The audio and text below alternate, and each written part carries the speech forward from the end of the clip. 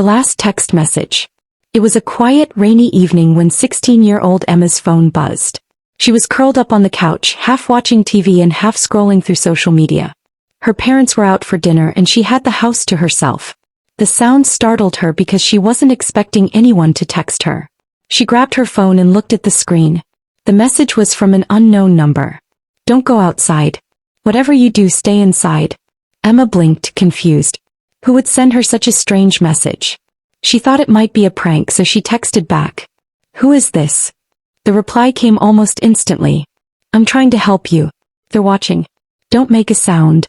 Emma's heart began to race. She glanced around the living room, suddenly feeling exposed. The rain tapped against the windows and the wind howled outside. She locked the doors earlier, didn't she? Her hands shook as she typed. "This isn't funny. Who's watching?" For a moment there was no reply. Then 3 dots appeared, signaling the sender was typing. The response chilled her. "They're already inside." Emma dropped her phone in shock. The house was silent except for the faint hum of the TV. She could feel her pulse pounding in her ears. Taking a deep breath, she stood up and tiptoed to the front door. It was locked. He checked the back door lock too. Maybe it really was a prank. Someone from school trying to scare her. She picked up her phone again and texted. "If this is a joke, it's not funny. I'm calling the police." No response. The dots didn't appear this time. Suddenly the lights flickered and the TV turned off. Emma froze, her heart thundering. She slowly turned toward the hallway where the light switch was. That's when she heard it, a soft creak like a floorboard shifting. It came from upstairs. Emma's chest tightened. No one else was supposed to be home. She grabbed the nearest thing she could find, a heavy lamp, and inched toward the stairs. Creak. There it was again. Someone was definitely up there. Her phone buzzed. She jumped, nearly dropping it. She looked at the screen. "Don't go upstairs. Stay where you are." Her breath caught in her throat. How did they know what she was doing? She hesitated, torn between going upstairs to see what was happening or following the text's warning. But then she saw something that made her blood run cold. A shadow moved at the top of the stairs. Someone was up there. And they were coming down. Emma's grip tightened on the lamp as the shadow at the top of the stairs stretched longer, inching closer with each step. Her phone buzzed again, the sound almost deafening in the heavy silence of the house. With trembling hands she read the new message. "Hide. Now." Her body froze in fear, but her instincts kicked in. She darted into the small storage closet under the stairs, leaving the door open just a crack to peek out. She crouched low, trying to control her rapid breathing. The creaks on the stairs grew louder. Whoever, or whatever, was coming down moved slowly, deliberately. Emma strained to see through the crack. At first nothing. Then a figure emerged. It was a tall man in a black hoodie, his face obscured by the shadow of the hood. He carried something shiny in his hand, a knife. Emma's stomach lurched. Her phone buzzed again and she panicked, fumbling to silence it. The man froze, tilting his head toward the sound. Emma's heart pounded so loudly she was sure he could hear it. "Stay completely still," the text read. The man scanned the living room, his head jerking side to side like a predator hunting prey. He stepped closer to the closet. Emma held her breath, gripping the lamp tighter. Suddenly her phone buzzed again. The vibration was faint, but the man whipped his head toward the closet. Emma's stomach dropped. He knew. Before she could think, the man lunged toward the closet, yanking the door open. Emma swung the lamp with all her strength, hitting him in the shoulder. He stumbled back, cursing in pain, but quickly recovered. She bolted out of the closet, running toward the kitchen. Her phone buzzed again as she grabbed a knife from the counter. "He's not alone. Run." The message hit her like a freight train. Not alone.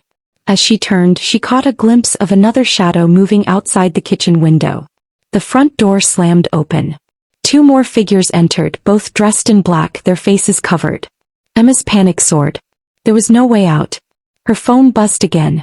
"You have to trust me. The basement. Now."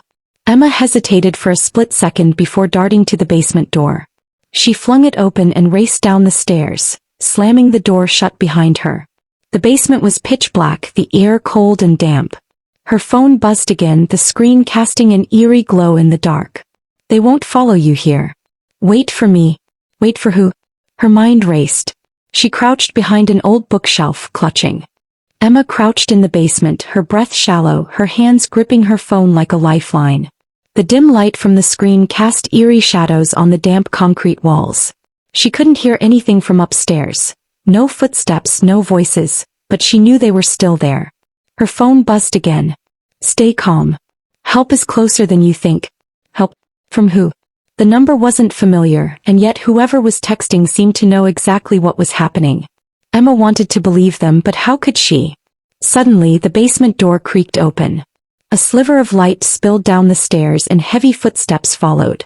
Emma pressed herself deeper into the corner, her body trembling.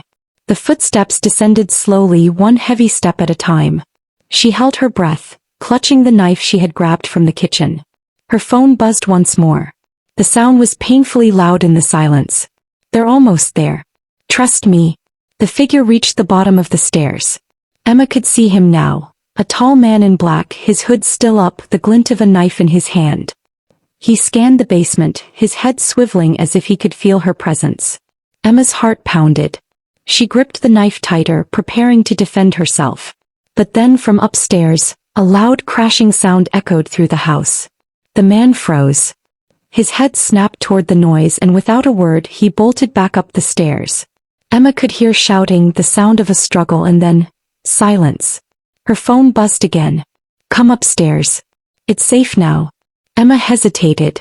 Her entire body screamed at her to stay hidden, but curiosity and desperation pulled her to her feet. Clutching her phone and the knife, she crept up the stairs, one step at a time. The living room was a wreck. Furniture overturned, a broken vase on the floor. The front door was wide open, rain pouring in. Two of the masked intruders were lying unconscious on the floor, their weapons scattered. Standing in the middle of the room was a man Emma didn't recognize. He wore a black jacket and jeans, his face serious but calm. You're safe now, he said, his voice steady. Emma stared at him, confused and terrified. Who are you? The man took a step closer, lowering his hands to show he meant no harm. You can call me Alex. Say. I've been watching out for you. Emma's phone buzzed one last time. She glanced down at the screen. You can trust him. He saved you. When she looked up, Alex was holding a badge, one that read Special Operative in bold letters. They were after you for something you don't even know you have, Alex said, his eyes locking onto hers. But we don't have time to explain here. There's more to this than you realize. Emma's head spun. What do you mean? Why me? Alex's expression hardened. Because what's in your phone isn't just yours anymore. Before she could ask more, Alex grabbed her by the arm and led her out into the stormy night. The world she knew was gone, replaced by questions, danger, and a truth she was only beginning to uncover.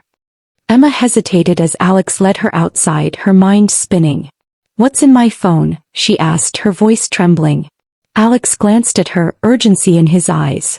A file, a highly classified file, was mistakenly sent to your number. That's why they were after you. And now more will come. Emma clutched her phone tighter. What kind of file? Alex's jaw tightened. One that can expose people in power. Corruption, secrets, everything. Before Emma could respond, a black SUV screeched to a stop in front of them. Alex opened the door and gestured for her to get in. Trust me, Emma, he said. She hesitated but climbed into the SUV.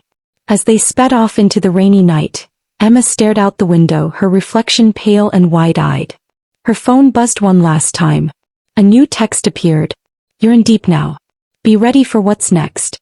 Emma stared at the screen, her heart sinking. She had no idea what she was involved in, but there was no turning back.